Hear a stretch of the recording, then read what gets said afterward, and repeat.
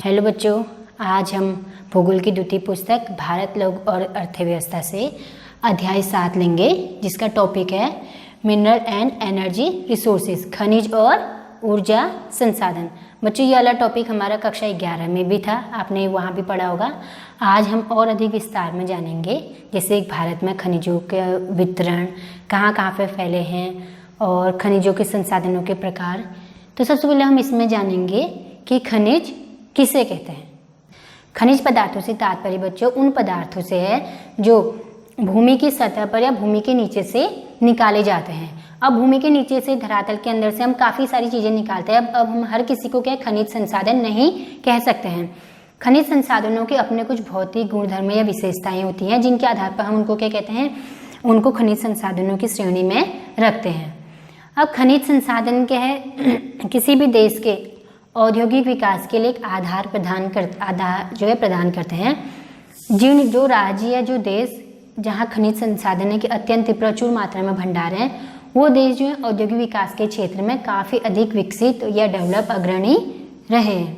अब बच्चों, जो हमारे इसमें इम्पोर्टेंट है वो है खनिजों के प्रकार। अब जैसे यहाँ पर रासायनिक एवं भौतिक गुण धर्मों के आधार पर इनको खनिज संसाधनों के प्रकार में बांट रखा है। इसमें प्रमुख है धात्विक खनिज, ऊर्जा खनिज।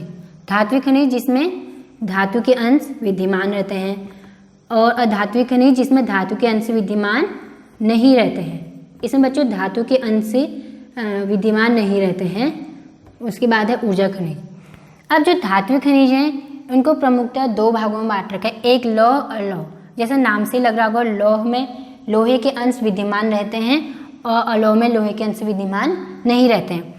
और लोहे में जैसे है लोहा है, मैग्नीज है, कोबाल्ट है, टंगस्टन है, क्रोमाइट है, इनमें लोहे के अंश विद्यमान रहते हैं, इसलिए उनको क्या है, लौह धातु कहते हैं। अलोह में जिसमें लोहे के अंश विद्यमान नहीं रहते हैं, इसमें प्रमुख है तांबा, सोना, चांदी, बॉक्साइट, टिन, प्लेटियम, जस्ता।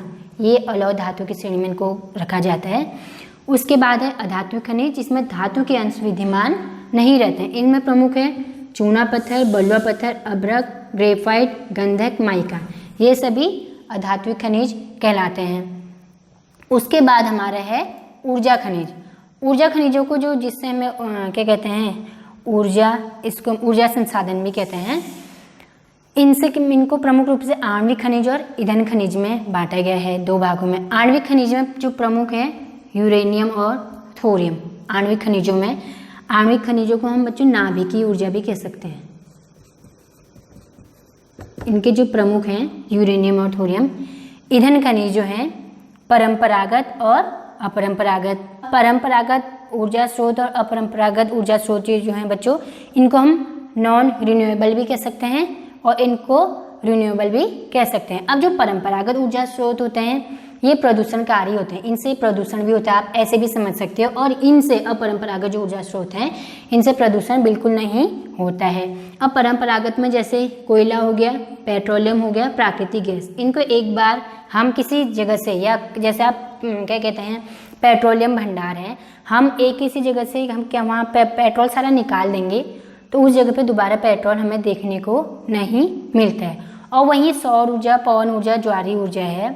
सौर ऊर्जा जैसे से क्या, जैसे आपने देखा होगा कि गाँव घरों में क्या है, विद्युत की आपूर्ति काफ़ी चीज़ें सौर ऊर्जा से हो रही है। सौर कुकर हैं, हम उनको क्या डेली सूरज आते हैं, हम डेली हम उससे क्या एनर्जी प्राप्त करते हैं, ऊर्जा उष्मा, तो इनको हम दोबारा प्राप्त कर सकते हैं। इसके बाद हम पहले देखते हैं कि भारत में जो खनिजों का वितरण कहाँ कहाँ पे है। अब बच्चों, जो भारत में खनिजों का वितरण है, जो खनिज संसाधन हमारे भारत में फैले हुए हैं, वो प्रमुख रूप से इन 3 पट्टियों तक फैले हैं। उसमें पहला है उत्तर पूर्वी पठारी प्रदेश, पश्चिमी प्रदेश और दक्षिण पश्चिमी पठार प्रदेश। इन तीनों पट्टियों में क्या खनिज संसाधनों के वितरण आपको काफ़ी मात्रा में देखने को मिलेंगे। जैसे पहला इसमें उत्तर पूर्वी पठारी प्रदेश, छोटा नागपुर का पठार जो झारखंड में है। जो छोटा नागपुर का पठार जो है खनिज संसाधनों की दृष्टि से एक अग्रणी क्षेत्र है। यहाँ काफ़ी मात्रा में खनिज संसाधनों के भंडार जो है प्रचुर मात्रा में पाए जाते हैं। उसके बाद उड़ीसा है, पश्चिम बंगाल है, छत्तीसगढ़, यहाँ प्रमुखतः कोयला, मैग्नीज, बॉक्साइट, अभ्रक के खनिज संसाधन के जो हैं वो इन क्षेत्रों में मिलते हैं। उसके बाद उत्तर पश्चिमी प्रदेश, ये राजस्थान में अरावली व गुजरात के कुछ भागों तक क्या है ये प्रदेश फैला, ये वाला क्षेत्र फैला हुआ है। इसमें प्रमुखतः जो राजस्थान में बलुआ पत्थर है, संगमरमर है, जिप्सम है, जो क्या है भवन निर्माण के लिए आवश्यक है। अब आपने देखे होंगे जो राजस्थान के जो संगमरमर जो हम घरों में अक्सर अपने ज़मीन में हम जो मार्बल या संगमरमर बिछाते हैं, वो राजस्थान में जो संगमरमर हैं उनमें काफ़ी अंतर है, क्योंकि राजस्थान के जो मार्बल हैं, संगमरमर है, वो विश्व प्रसिद्ध हैं। जिप्सम भवन निर्माण के लिए एक अत्यंत महत्वपूर्ण कारक है।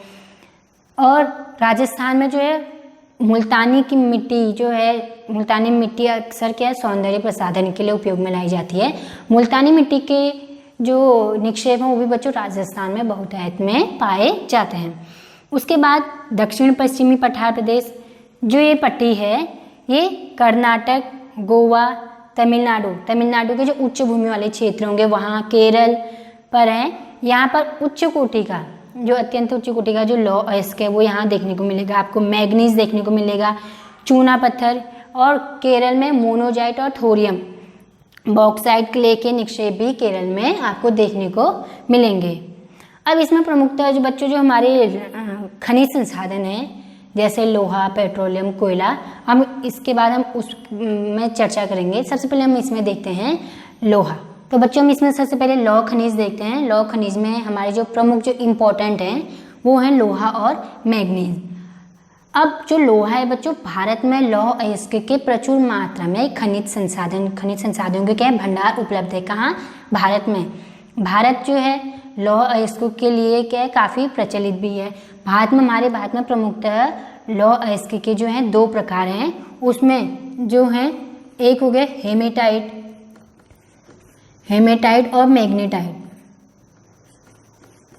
बच्चों हेमेटाइट और जो मैग्नेटाइट है लौह अयस्क के प्रकार हैं, सर्वोत्तम गुणवत्ता वाले क्या है लौह अयस्क हैं। इसकी पूरे विश्व भर में मांग है, जिस कारण क्या है भारत जो है इन हेमेटाइट और मैग्नेटाइट जो लौह अयस्क के प्रकार हैं इनका क्या करता है निर्यात करता है। भारत में जो उड़ीसा राज्य है, उड़ीसा राज्य और झारखंड हो गया, छत्तीसगढ़ हो गया, यहाँ 95% लौह अयस्क जो हेमेटाइट और मैग्नेटाइट इसका क्या कर रहा है उत्पादन मतलब इनके खनिज भंडार हैं जो केवल कहाँ है हमारे भारत में उपलब्ध हैं। मैग्नीज जो है बच्चों प्रमुख रूप से लौह अयस्क के प्रगलन के रूप में कच्चा माल ले लेते हैं मैग्नीज को, क्योंकि हम लौह अयस्क से कोई भी चीज़ तैयार करते हैं लोहे को गलाने के लिए हमें किसकी ज़रूरत पड़ती है? मैग्नीज की ज़रूरत पड़ती है। मैग्नीज जो है बच्चों ये धारवाड़ क्रम से संबंध है। अब मैग्नीज जो है भारत में प्रमुख रूप से जो उड़ीसा जो है मैग्नीज का अग्रणी राज्य है। यहाँ सबसे ज़्यादा क्या है हमें मैग्नीज के खनिज जो है दिखने को मिलेंगे। उसके बाद कर्नाटक है, महाराष्ट्र है, यहाँ पे भी हम लोगों को मैग्नीज के जो खनिज भंडार हैं वो देखने को मिलते हैं। उसके बाद हम अलौह खनिज देखते हैं। अलौह मतलब जिसमें क्या होते हैं लोहे के अंश विद्यमान नहीं रहते हैं। उसमें प्रमुखतः है बॉक्साइट और तांबा। बॉक्साइट एक अयस्क है जिसका प्रयोग एल्यूमिनियम के विनिर्माण के लिए किया जाता है। बॉक्साइट भी बच्चों सबसे ज़्यादा बॉक्साइट हमें जो खनिज भंडार है इसके उड़ीसा में देखने को मिलते हैं। इसके अलावा गुजरात के जो भावनगर और जामनगर हैं वहाँ भी बॉक्साइट के क्या है निक्षेप पाए जाते हैं। और छत्तीसगढ़ में जो है बॉक्साइट के निक्षेप जो हैं अमरकंटक की पहाड़ियों में देखने को मिलते हैं। तांबा बिजली की मोटरें हो गई, ट्रांसफार्मर हो गए और जनरेटर। इसके अलावा विद्युत के काफ़ी उपकरण हैं ऐसे हैं बच्चों जिनमें क्या है तांबे का उपयोग किया जाता है। तांबा जो है झारखंड के सिंह भूमि, तांबा बच्चों झारखंड के सिंह भूमि और मध्य प्रदेश के बालाघाट, राजस्थान के झुंझुनू और अलवर, ये क्या हैं बच्चों तांबे के प्रमुख भंडार हैं। यहाँ प्रमुख रूप से आपको तांबे के खनिज संसाधन देखने को मिलेंगे। अधात्विक खनिज में बच्चों हमारा अभ्रक बहुत ही इंपॉर्टेंट है जो हमारे सिलेबस में है ये अभ्रक। अब अभ्रक जो है अभ्रक का उपयोग जो प्रमुखतः विद्युत और इलेक्ट्रॉनिक उद्योगों में किया जाता है। अब भारत में अभ्रक के जो अधिकतर जो राज्य हैं जहाँ अभ्रक पाया जाता है वो बच्चों झारखंड है और आंध्र प्रदेश है। आंध्र प्रदेश के अलावा राजस्थान में भी हमें क्या है अभ्रक के भंडार देखने को मिलते हैं। झारखंड में क्या है बच्चों, उच्च कोटि का जो अभ्रक गुणवत्ता वाला मिलता है, वो निचली जो हजारीबाग वाला एरिया है झारखंड का, वहाँ हमें क्या है अभ्रक के अधिकतर मात्रा में निक्षेप देखने को मिलते हैं। उच्च कोटि का अभ्रक भी हमें झारखंड में ही, जो सबसे ज़्यादा महंगा क्वालिटी वाइज जो सबसे अच्छा होगा, वो हमें झारखंड के हजारीबाग में देखने को मिलता है। अब इसके बाद हमारा जो अगला इसमें इम्पोर्टेंट टॉपिक है वो है ईंधन खनिज। इसके बाद हमारा है ऊर्जा खनिज, जिसमें जो मुख्य हैं वो है आणविक खनिज, जिसको हम नाभिकीय ऊर्जा भी कहते हैं। दूसरा है ईंधन खनिज। तो सबसे पहले हम आणविक खनिज या नाभिकीय खनिज को जानेंगे। तो नाभिकीय ऊर्जा के उत्पादन में प्रयुक्त होने वाले जो मुख्य खनिज है दो, वो हैं यूरेनियम और थोरियम। ये दोनों यूरेनियम और थोरियम नाभिकीय ऊर्जा में प्रयुक्त होने वाले प्रमुख खनिज हैं। हम जो है ये भी बच्चों धारवाड़ क्रम के शैलों में पाए जाते हैं। हम जो है बच्चों वो राजस्थान के अलवर, झुंझुनू और मध्य प्रदेश में आप लोगों को यूरेनियम के भंडार देखने को मिलेंगे। जो है केरल के जो तटीय क्षेत्र हैं, तटीय क्षेत्र जो बीच हैं, उनमें और इल्मेनाइट से प्राप्त किया जाता है। कौन सा? थोरियम। अब बच्चों इस वाले जो ये पूरा जो टॉपिक है नाभिकीय ऊर्जा वाला, इसमें जो आपका जो प्रमुख रूप से 1 नंबर के क्वेश्चन में पूछा जाता है कि परमाणु ऊर्जा आयोग की स्थापना कब हुई थी? परमाणु ऊर्जा आयोग की स्थापना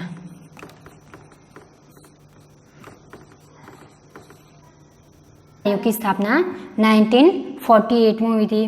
दूसरा इसमें जो 1 नंबर के अति लघु में अक्सर पूछा जाता है कि प्रमुख है तारापुर, जो बच्चों ये महाराष्ट्र में है, और रावत भाटा है, ये आपका राजस्थान में है। उसके बाद है नरोरा, ये आपका उत्तर प्रदेश में है, और कलपक्कम ये बच्चों आपका तमिलनाडु।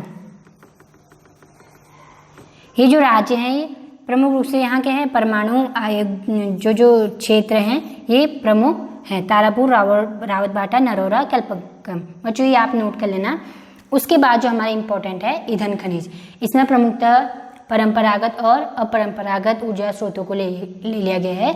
परंपरागत में है नॉन रिन्यूएबल और अपरंपरागत में है रिन्यूएबल। नॉन रिन्यूएबल जो होते हैं वो समाप्त होने वाले ईंधन खनिज होते हैं, रिन्यूएबल जो कभी समाप्त नहीं होते हैं। जैसे आपने देखा होगा कोयला, पेट्रोलियम, प्राकृतिक गैस, ये जो भी हैं, कहीं ना कहीं जिस क्षेत्र से हमने बहुत अधिक मात्रा में कोयला या पेट्रोलियम क्या कर दिया, निकाल दिया गया, वो यहाँ समाप्त होने की कगार पे हैं।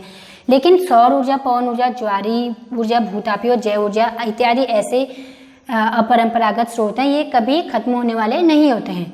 इनको हम बच्चों प्रदूषण करने वाले भी कह सकते हैं, क्योंकि कोयला, पेट्रोलियम, प्राकृतिक गैस कभी हम इनके खनिज संसाधनों में जब भी खनिज गैस के निकालते हैं या अधिक इनको क्या करते हैं उपयोग में लाते हैं, इनसे प्रदूषण होता है और ये अप्रदूषण वाले कहलाते हैं। इनसे प्रदूषण कभी नहीं होता है।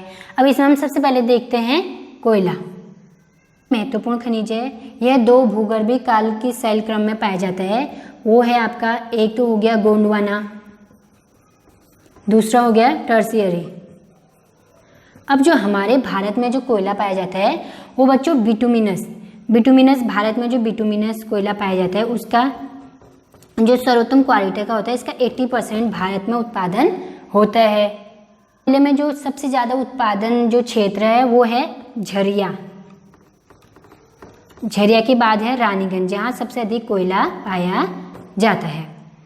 उसके बाद पेट्रोलियम में बच्चों पेट्रोलियम उत्पादक जो प्रमुख राज्य है वो गुजरात के कुछ क्षेत्र हैं, उनमें अंकलेश्वर है, कालोल है और मेहसाणा है, जिसमें क्या है पेट्रोलियम के भंडार आपको देखने को मिलेंगे।